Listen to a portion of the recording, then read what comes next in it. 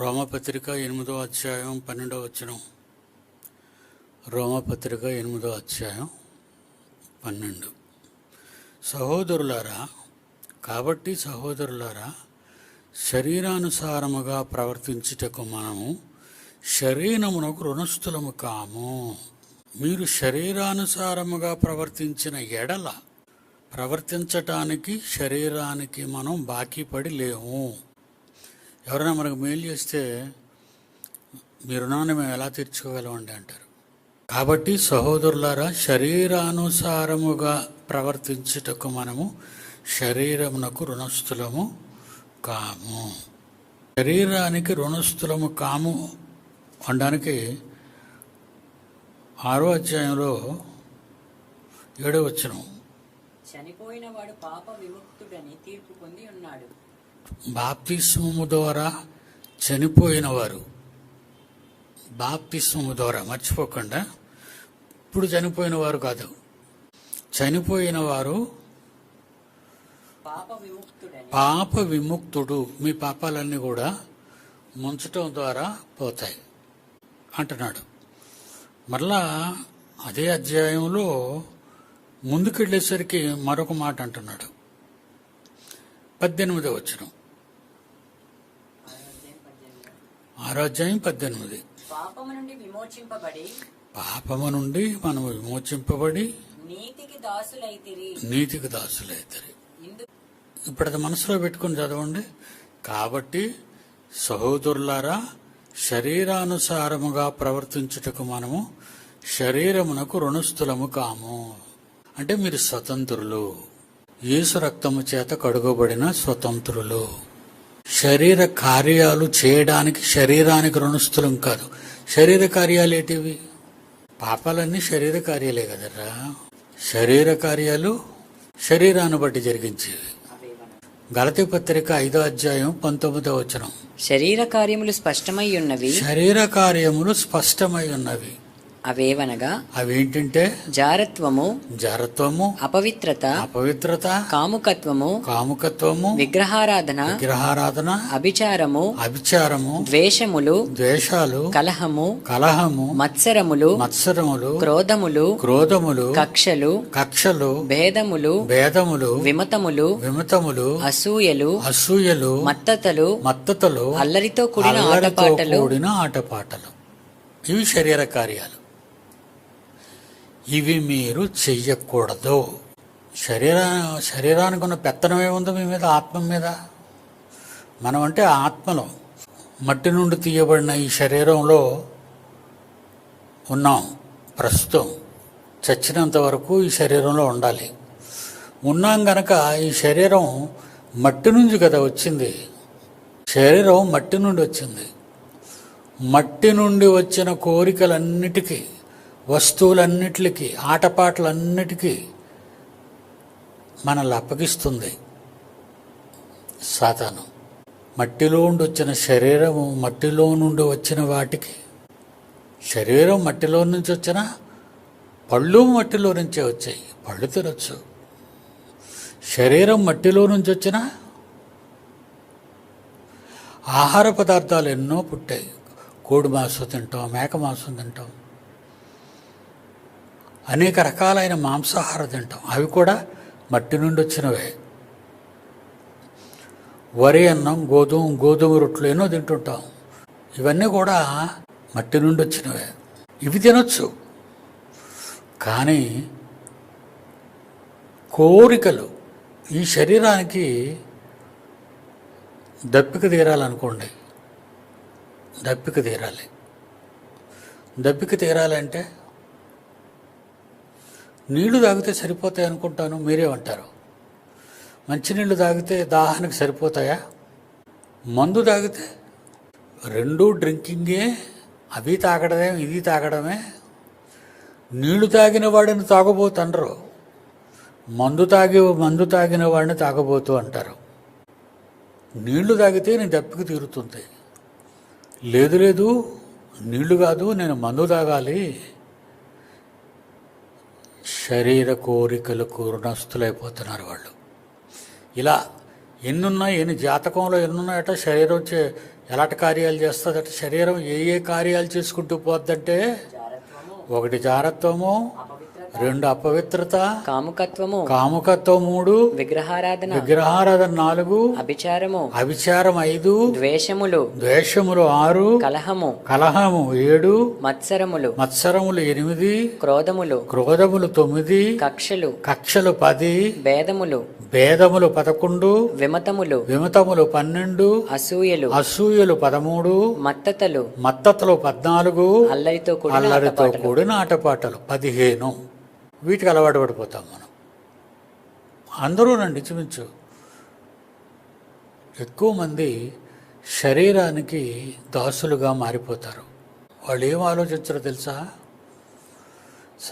శరీరం ఏం ఆలోచిస్తుందంటే, ఎప్పుడో చచ్చిపోతాము, ఇప్పటి నుంచి మమ్మల్ని సుఖపడొద్దు అని అంటారేటండి అని అడుగుతారు. ఎవరికైనా మీరు వాక్యం చెప్తారు అనుకోండి, అమ్మా యేసుని నమ్మకపోతే, యేసుని నమ్మడం అంటే ఇవే, ఇలాంటివన్నీ చేయకుండా ఉండడమే యేసుని నమ్మటం. ఆయన అలాంటివన్నీ చేయలేదు కనుక ఆయనకి శరీరం ఉన్నా, మళ్ళాంటి శరీరమే యేసుక్రీస్తుది. దప్పికొన్నాడు, ఆకలి కొన్నాడు, నిద్రపోయాడు, బాధపడ్డాడు. ఆయన చేయలేదు ఆయన శరీరం. అంటే శరీరం చేయకుండా ఉండగలదా అంటే ఉండగలదు, కానీ ఉండలేకపోతుంది. పోనీ ఏదో 1, 2 అనుకోకుండా చేసావు, అంతటితో ఆపేయచ్చు కదా. ఇంకన్నీ చెయ్యాలి, ఆ లిస్టులో ఉన్నవన్నీ నేను చెయ్యాలి అని మనం అనుకుంటే ఎలా చేయగలం చెప్పండి? అన్నీనా? మనం మాట్లాడుకునేటప్పుడు ఒక వర్డ్ మాట్లాడతాం, ఆయన ఎంత చెప్పినా వినడండి, వేస్ట్ అంటాం. కొంతమంది విషయంలో మనం ఆయన ఎంత చెప్పినా వినడండి, విడిచిపెట్టడం బెటర్ అంటారు. ఆమె ఎంత చెప్పినా వినదండి, విడిచిపెట్టడం బెటర్. అంటే శరీరానికి ఏమైపోయింది?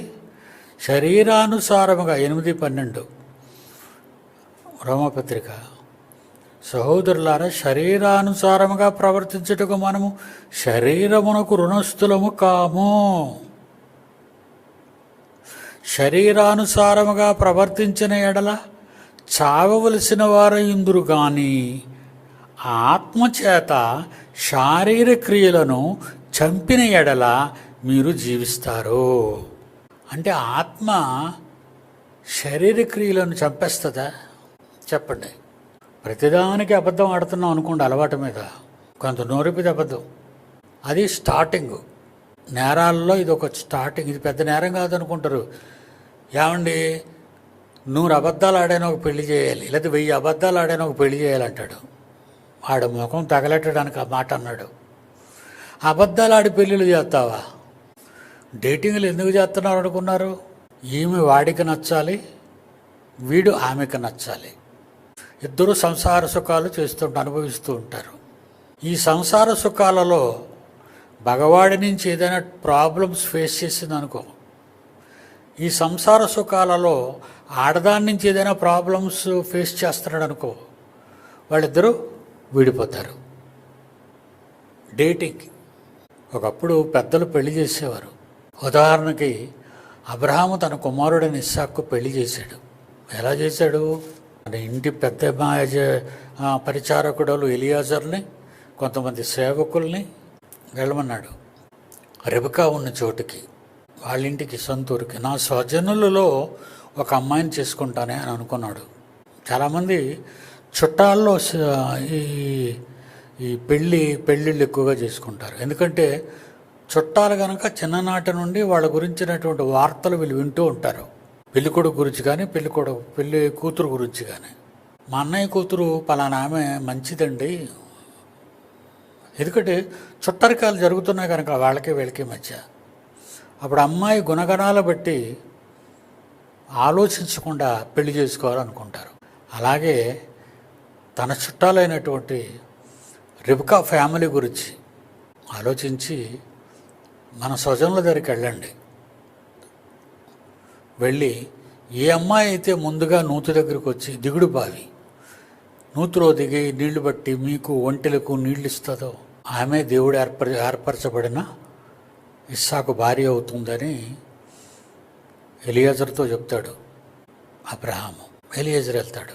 అలాగే జరుగుతుంది. ఆమె వచ్చింది, ఎన్ని చేస్తుంది. వెంటనే బంగారం పెట్టేశారు.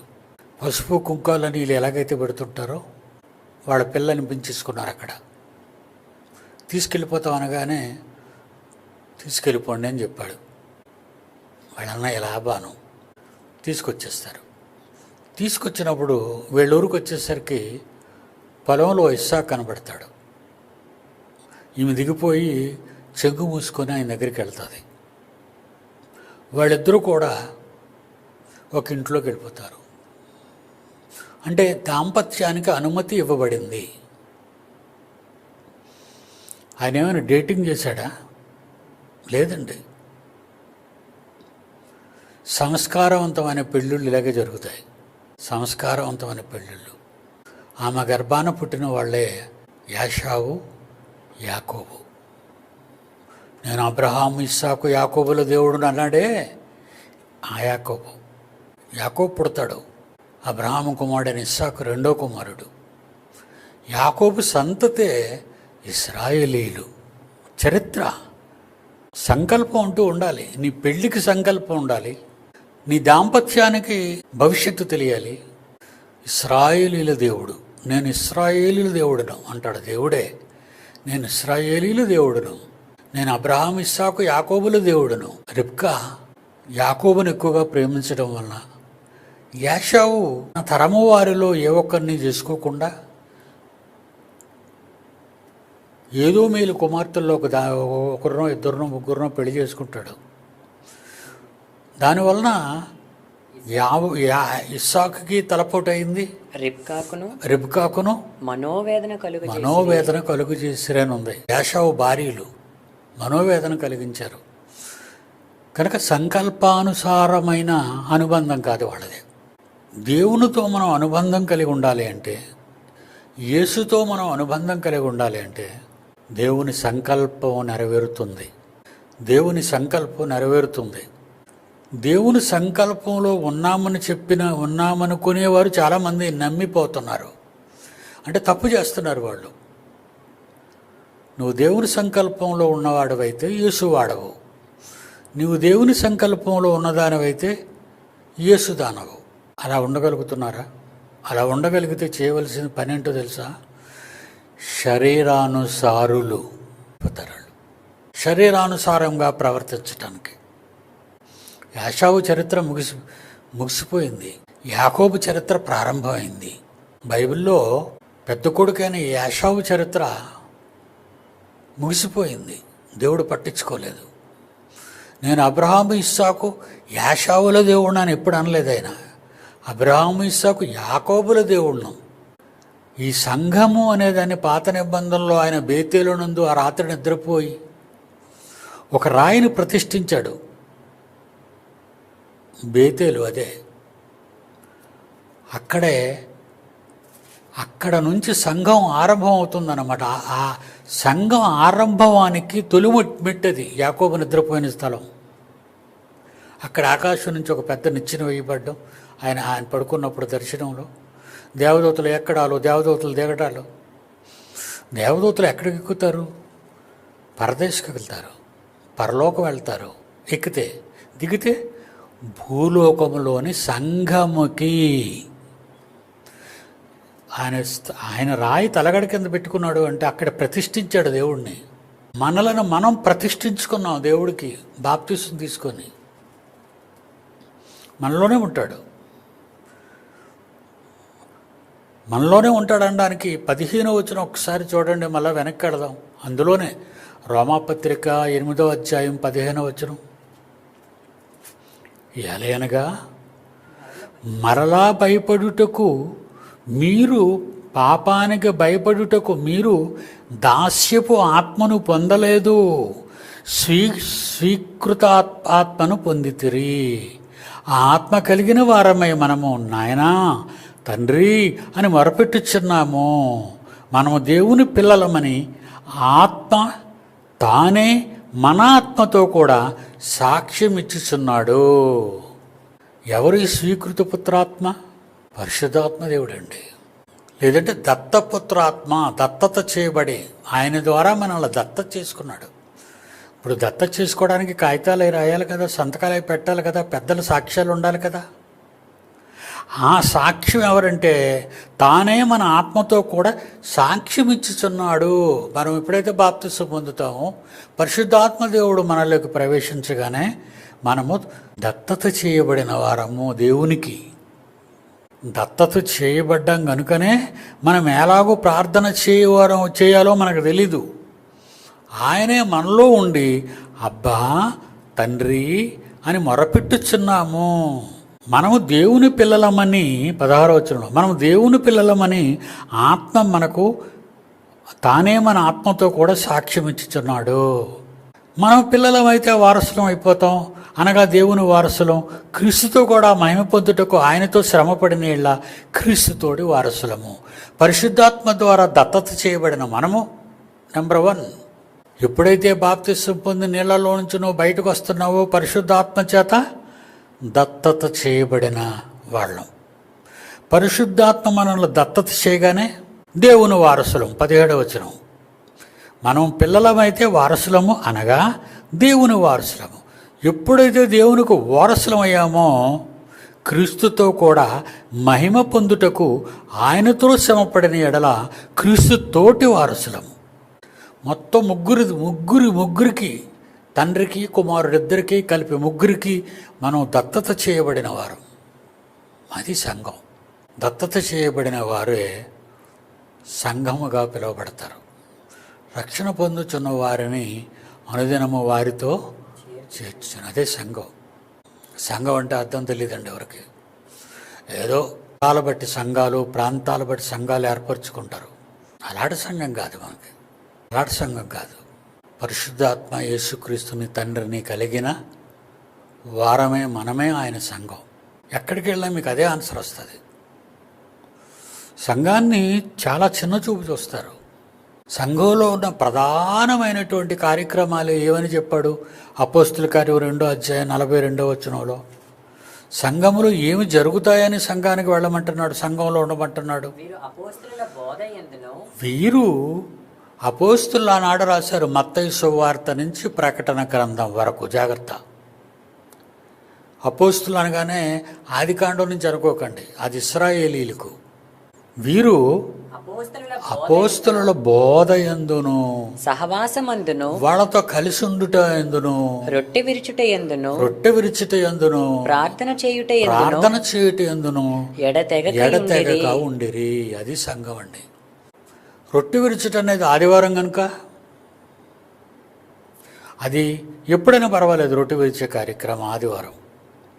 మరి మిగతా దేవుని కార్యక్రమాలు జరుగుతున్న సంఘం కాదా మంది? రేపు ఉదయం ఈవేళ మధ్యాహ్నం స్త్రీల కూటం, సాయంకాలం 1వ తరగతి, 2వ తరగతి, ఆదివారం ఉదయానికి రాగానే ఆరాధన, రొట్టె విరిచే కార్యక్రమాన్ని కూడుకుంటాం. ఆదివారం సాయంకాలం 1వ తరగతి, 2వ తరగతి. లక్షవారం వచ్చామంటే మళ్ళా సంఘంగా మీరు కూడుకుంటున్నారు. ప్రార్థనా కూడిక, వాక్యం చెప్తారు. అందులో వాక్యం చెప్తారు, ప్రార్థన చేస్తారు, పాటలు పాడతారు. సహవాసం, అందరితో సహవాసం. లక్షవారం అయిపోయిన తర్వాత వచ్చేది శుక్రవారం, యూత్ సంఘం, యూత్ పిల్లలు కూడుకునేది. లక్షవారం కూడుకుంటాం, శుక్రవారం కూడుకుంటాం, శనివారం 3 సార్లు కూడుకుంటాం. స్త్రీల కూటం మొదటి మీటింగు, 2వ మీటింగు. ఆదివారం మార్నింగ్ ఉదయం ఆరాధన, మళ్ళా సాయంకాల కూడికలు.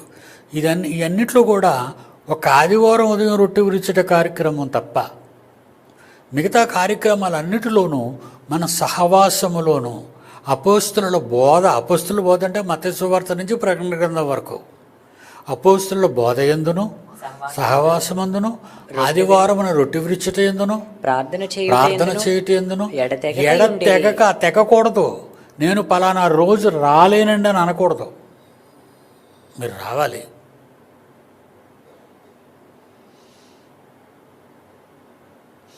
అంటే ఎందుకు రాలేకపోతున్నారు? ఎంత గొప్ప భాగ్యాన్ని దేవుడు, శరీరానికి మనం రుణస్థులం కాదర్రా.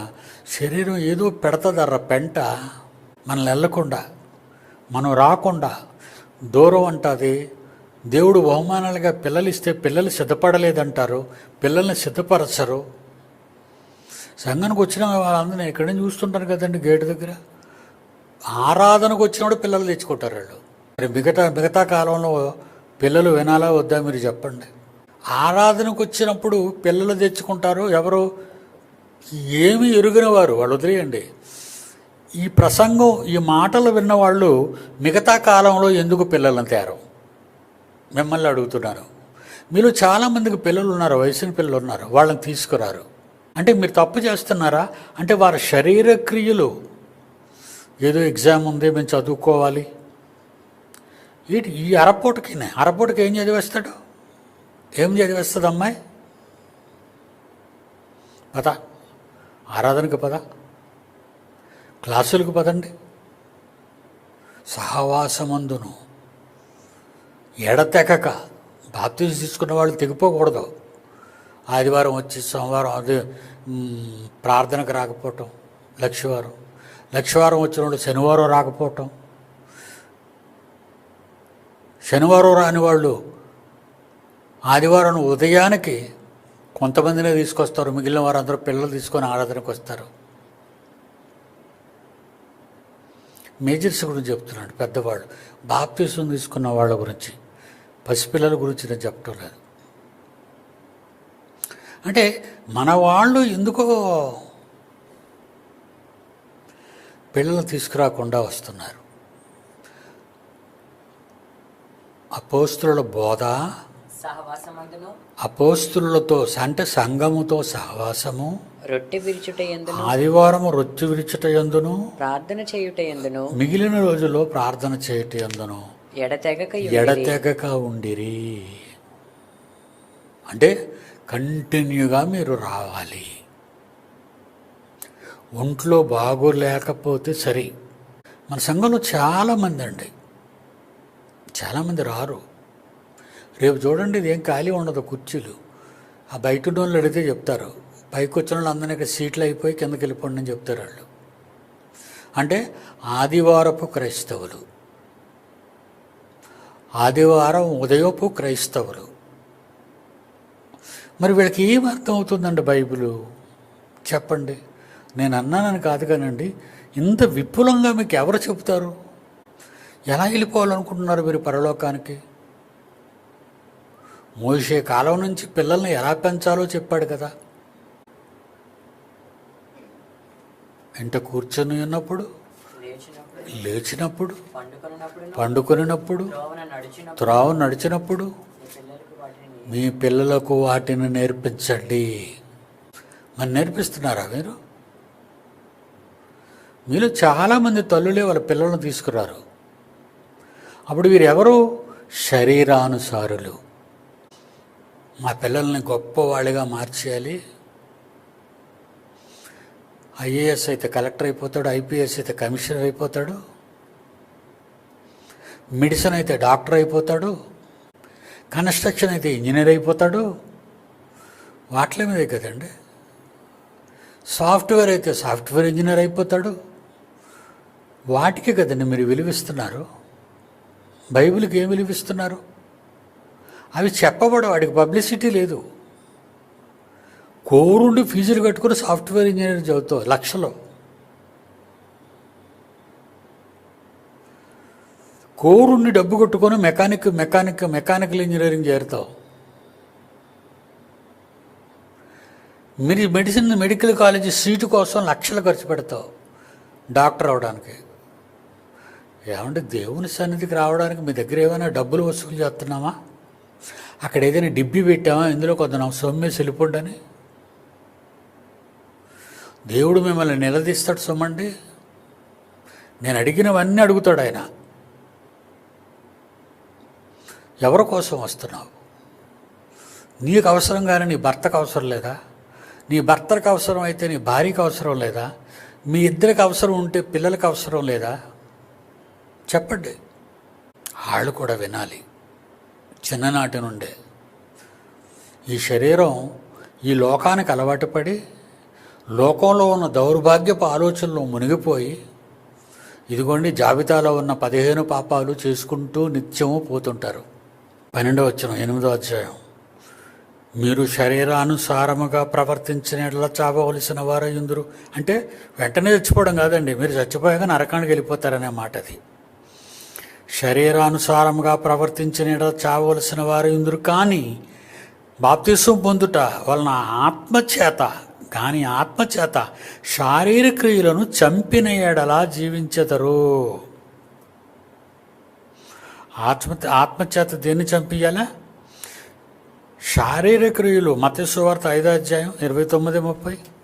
నీ కుడి కన్ను నిన్ను అభ్యంతరపరిచిన ఎడల, అదండి, నీ కుడికన్ను నిన్ను అభ్యంతరపరిచిన యెడల దాన్ని పెరికి నీ యొద్ద నుండి పారవేయము. దానిని, ఆ కుడికన్నుని పెరికేసి పారేయంటే నిజంగా నీ గుడ్డు పీకేసి పారేయమని కాదు. దిక్కుమాల సంగతులు చూడకుండా నువ్వు టర్న్ అయిపోవాలి. మీకు అర్థమైందా? వ్యభిచారం చేయటానికి మగవాళ్ళకి ఎవరికైనా ఆలోచన కలిగితే బొంబాయిలో రెడ్ లైట్ ఏరియా ఉంది. ఇది మీకు చెప్పనవసరం లేదు, మీరు లోకజ్ఞానంలో పండితులు. గ్రీన్ లైట్ ఏరియా మీకు తెలియదు, కానీ రెడ్ లైట్ ఏరియా మాత్రం లోకంలో ఉన్న వాళ్ళందరికీ తెలుసు, భారతదేశంలో ఉన్న వాళ్ళందరికీ. వాళ్ళు పిలుస్తారు నిన్ను, ఇలా చూసుకొని వెళ్తారు అందరినీ. ఎవరైనా నచ్చింది అనుకోండి, అది అడిగిన రేట్ ఇచ్చి వీడు లోపలికి పోయి ఎంజాయ్ చేసి వచ్చేయడమే. శరీరం అలాంటిది, పిలిస్తే వెళ్ళిపోద్ది. మన శరీరాలు మనం తొడుక్కున్నవే ఇవి లోకానికి బానిసైపోయి ఆశలు కోరికలను తీర్చడానికి ఇష్టపడిపోతున్నాయి.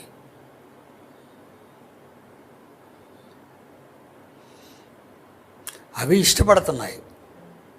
నువ్వు సరిగా నేర్చుకోవు, ఇక నీ పిల్లల మీద నీకు ఇంట్రెస్ట్ ఎక్కడ ఉంటుంది వాళ్ళకి నేర్పించాలని? పిల్లలున్న తల్లిదండ్రులకు చెప్పే మాటలు ఇవి. సంఘములో, అందులో ఈ సార్వత్రిక దేవుని సంఘములో సహవాసమందును, రొట్టె విరుచుటయందును, ప్రార్థన చేయుటయందును ఎడతెగక ఉండేవారులా ఉన్నారా? అపోస్తుల బోధ యందును ఏది? నువ్వేమో అప్పుడప్పుడు వస్తావు, నీ పిల్లలు ఎప్పుడు రారు, ఏదో ఒకసారి తీసుకొస్తావు. అంటే మీకు సేవ చేసే వాళ్ళందరూ ఎన్నో బాధలు పడుతున్నారు. వద్దు, నువ్వు అమ్మబడిపోయావు. దేనికి? శరీరానికి అమ్ముడిపోయావు. 13వ వచనం, శరీరానుసారముగా ప్రవర్తించిన యెడల చావవలసిన వారు ఇందురు, గాని ఆత్మచేత శారీరక క్రియలను చంపిన యెడల జీవించదము. మీలో ఉన్న ఆత్మ ఈరోజు మీ శరీరాన్ని బతికిస్తుంది. అది లేదనుకోండి, ఏం చేస్తావు?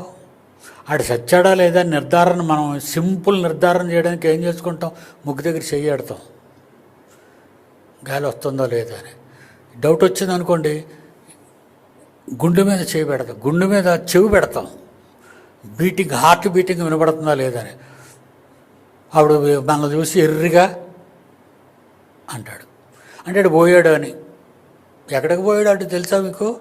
నిత్యాగ్ని దండన. నువ్వు చావడం పెద్ద ఘనకార్యం కాదు దేవుడికి. నీవు చచ్చిపోవడం పెద్ద ఘనకార్యం కాదు. నీ పనులు దేవునికి ఇష్టమైనవై ఉండాలి. నీ పనులు దేవునికి ఇష్టమై ఉండాలి. మేము ఎంత దూరం ఎలా రాగలం? మా పిల్లల్ని ఎలా తీసుకురాగలం? మళ్ళా మేము మా పిల్లలు తీసుకెళ్ళాలంటే బళ్ళు లేవు, కారు లేదు, ఆటో లేదు. ఏదైనా రోగం వస్తే, ఎమర్జెన్సీ అయితే నువ్వేం చేస్తావు? నాకు ఎమర్జెన్సీ, హాస్పిటల్లో జాయిన్ చేశారు, నేను అయ్యిరా ఒకసారి. అది మీకు తెలుసండి, 2 times వెళ్ళాను. కిందటి వారంలో 2 times హాస్పిటల్కి వెళ్ళాను. ఫస్ట్ టైం తెలియనివ్వలేదు నేను ఎవరికి, పిల్లలు కంగారు పడతారని. సెకండ్ టైం మా పంతులుగాడు ఫోటోలు తీయడం అలవాటు. నేను మంచం మీద పడుకోగానే ఈ ఫోటో తీశాడు, పంపించాడు. చూడు నాయన,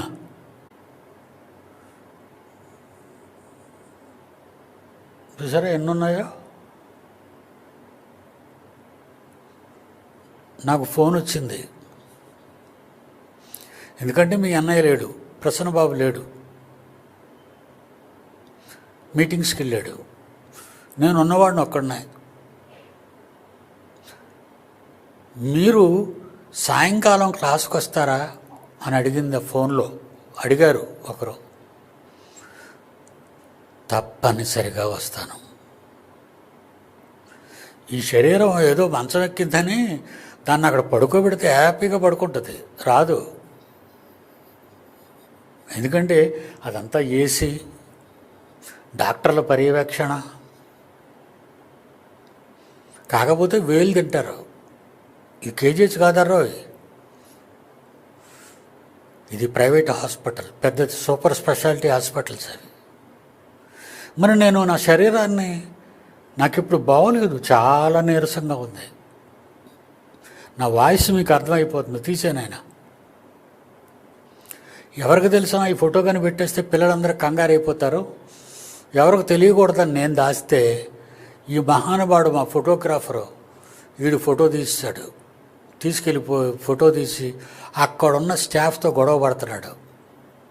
మా తాతకు మందులు రాశారు మీరు, మీది సూపర్ స్పెషాలిటీ హాస్పిటల్, మీ హాస్పిటల్లో మందులు లేవు, మమ్మల్ని కొనుక్కురమ్మంటున్నారు, మీరు ఎలా బ్రతికిస్తారు పేషెంట్ని? నేను మీకు ఏమి రాస్తానని చెప్పారా? రివ్యూ అండ్ కంప్లైంట్ మీ మీద రాస్తాను అన్నాడు. నేను దెబ్బలాడాను, వద్దురా, వీళ్ళు తప్పు. ఎవరి వల్లనే పొరపాటు జరుగుతుంది, వాళ్ళ వల్ల పొరపాటు జరిగింది. అయినా ఈ శరీరాన్ని నేను కూడా కేకలెత్తే ఏముంది అక్కడ?